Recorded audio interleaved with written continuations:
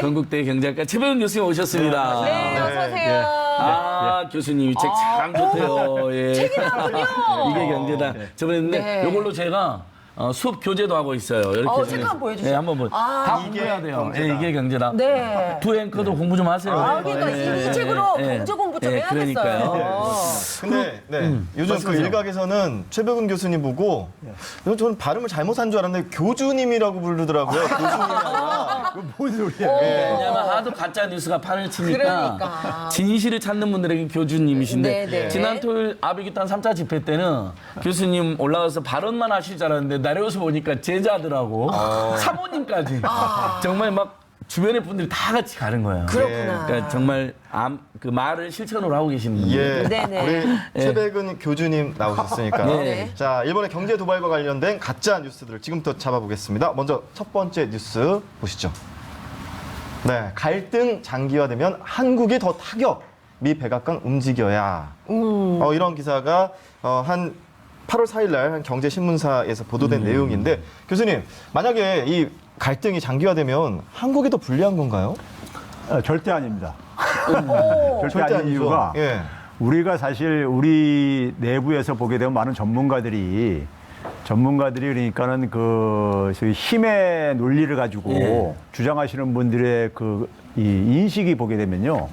일본 경제에 대한 일본 경제를 그러니까 80년대 일본 경제를 전제로 해서 얘기를 하고 있어요. 80년대 우리나라를. 근데 지금 일본 경제 상황이요.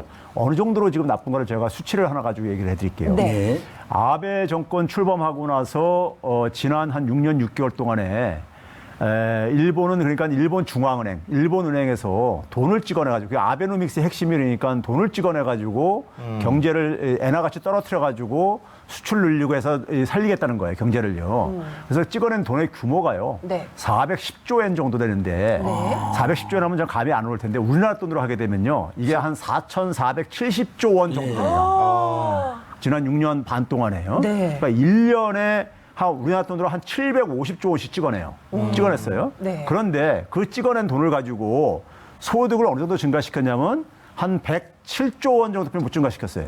생각보다 굉장히 미미한데요? 그러니까 100엔을 찍어내서 한 14엔 정도 만들어내는 거예요. 뭐야. 네. 그럼 이상하죠? 네. 우리가 흔히 내가 만약에 1억을 투자해서 장사를 한다고 할 때 모든 사람이 다 그러니까 돈을 버는 건 아니잖아요. 망하는 사람도 있잖아요. 이제 그런 겁니다. 일본의 경제가 그만큼 그러니까 효율성이 악화돼 가고 있어요. 지난해 같은 경우는 일본 은행에서 한 31조 엔을 찍어냈는데 소득이 1,141억 엔이 오히려 줄어들었어요.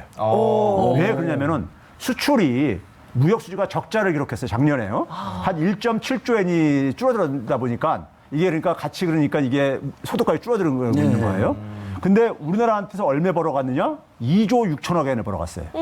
그러니까 우리나라 무역 수지가 일본 전체적으로 1조 7천억 엔인데 우리나라한테 2조 6천억 엔을 벌어갔어요. 굉장히 고마운 나라인 거죠. 그러네요. 그러니까 우리나라한테 수출을 만약에 안 하게 되면은 무역 수지 적자가 더 커질 수밖에 없는 나라예요. 네. 그러면 한국이 더 타격이 아니라 갈등이 장기화되면 일본이 더 타격을 입겠네요. 일본은 지금 뭐냐면 내수만 가지고는 경제 규모가 축소가 되는 이런 축소가 악순환되는 이런 구조예요. 그러니까 수출을 해가지고 그거 하는 나라인데 이 수출을 가지고 그러니까 지금 우리한테 수출 못하겠다고 지금 자기들 기업들 못하게 한다는 게 이게 제가 볼 때는 말이 안 되는 소위 말해서 가미가제식 공격이다 제가 표현하는 게 그겁니다. 근데 자폭하는 거네요, 진짜. 그렇죠, 예. 그래서 아베 자충수라는 근데 얘기도 이게 나오고. 이제 본인들은 단기에 승부를 낼 수 있다고 생각을 한 거죠. 피해를 보면서라도 단기에 만약에 굴복시킬 수 있으면은 되는데 우리 국민들이 굉장히 현명하게 가면서 장기전에 대입하다 그쵸. 보니까 굉장히 당황을 하고 있는 거고 일본 기업들도 그러니까 굉장히 지금 우려를 하고 있죠. 본격적으로 지금 아직 이건 지금 시행되고 있지는 않다 보니까요. 네. 아니 그러니까 미국 언론 그다음에 오늘은 보니까 파이낸스 타임즈 이런 데까지도 다 일본이 자충수 잘못했다. 그러니까요. 또 중국 언론도 그렇고. 일본 경제를 예. 알면은 예. 그렇게 인식할 수밖에 없어요. 예. 그리고 이제 국제사회에서도 일본에 대한 신뢰도가 점점 떨어질 테니까 장기화가 되면은 일본 맞습니다. 쪽에서 손해겠네요. 그렇죠. 그렇겠네요. 역사적 잘못을 오히려 뉘지 못하고 경제 도발한 거니까 국제사회 이미지도 나빠지고. 네. 그러니까 그런데 우리나라랑 무역에서 30조 가까이 벌고 우리가 여행 가서 7조 정도를 썼는데 이게 지금 다 오히려 줄어들고 여행은 확 줄어들었으니까요. 그렇죠.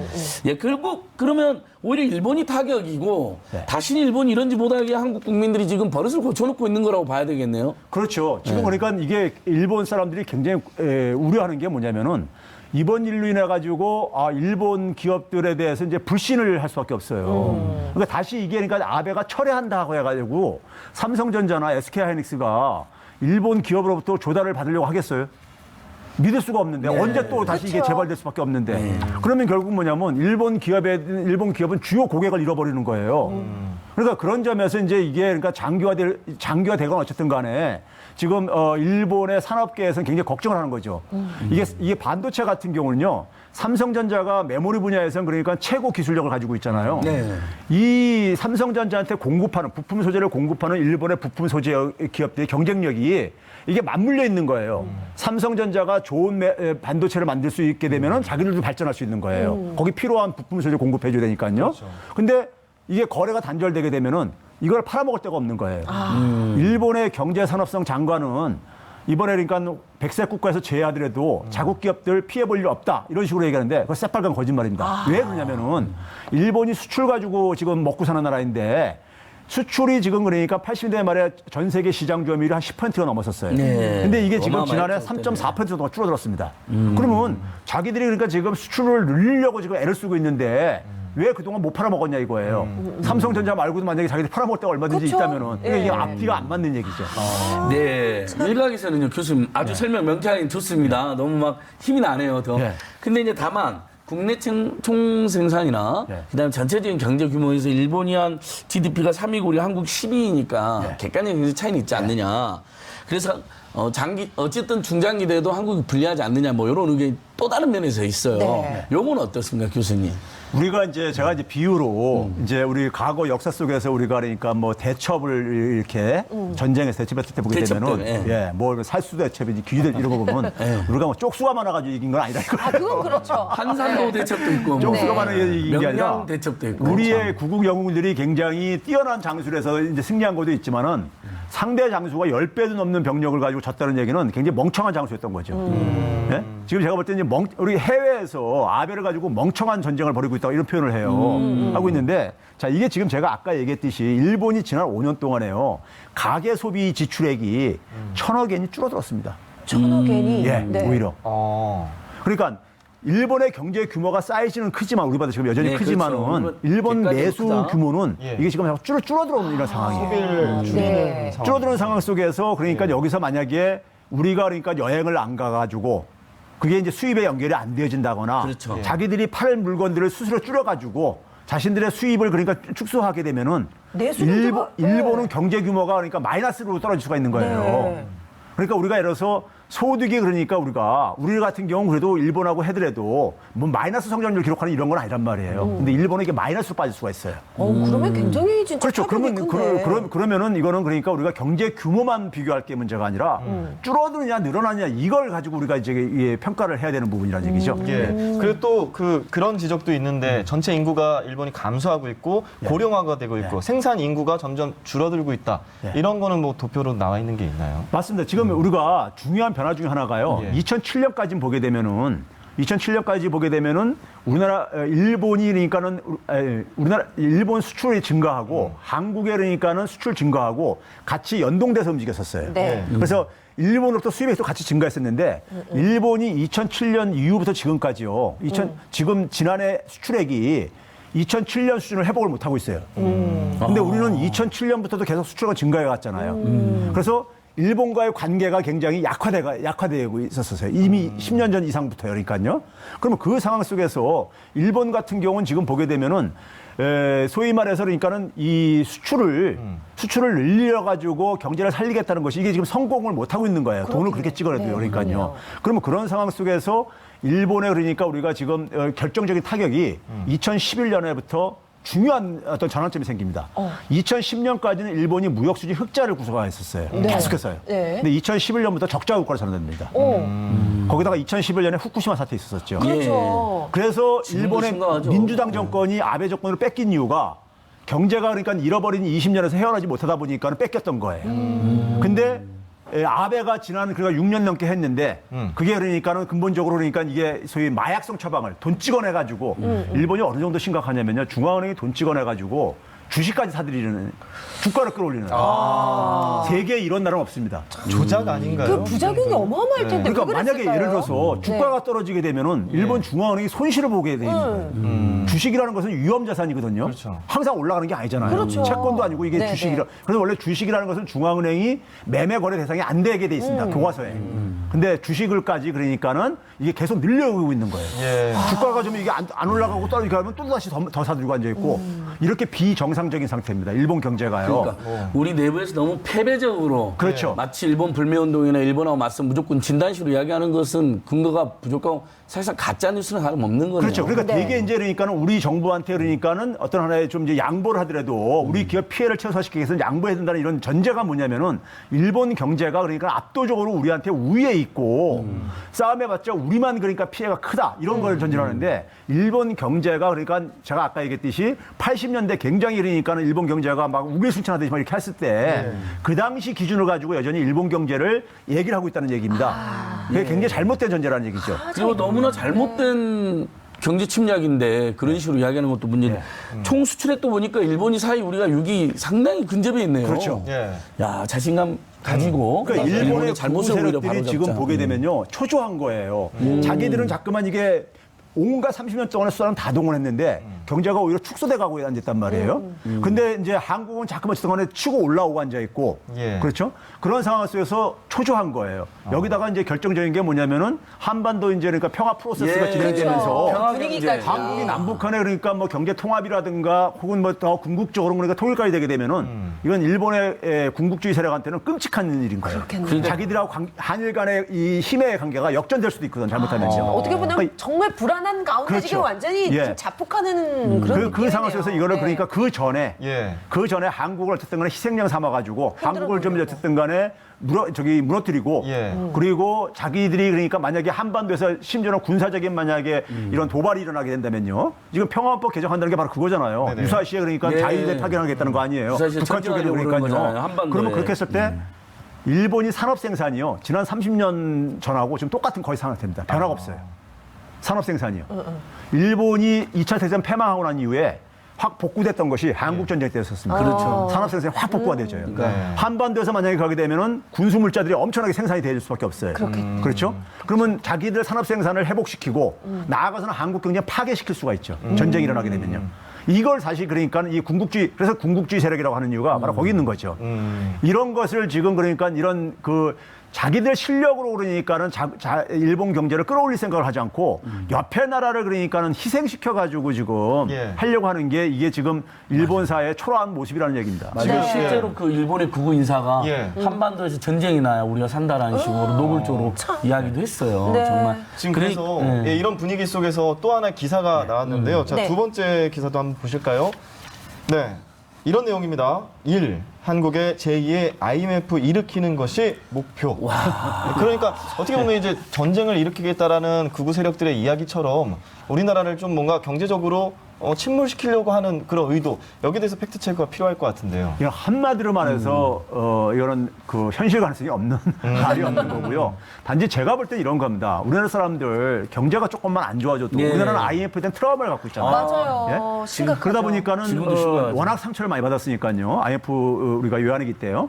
그러다 보니까는 국민들이 경제가 조금 안 좋아지면은 이거 IMF 오는 거 아니야?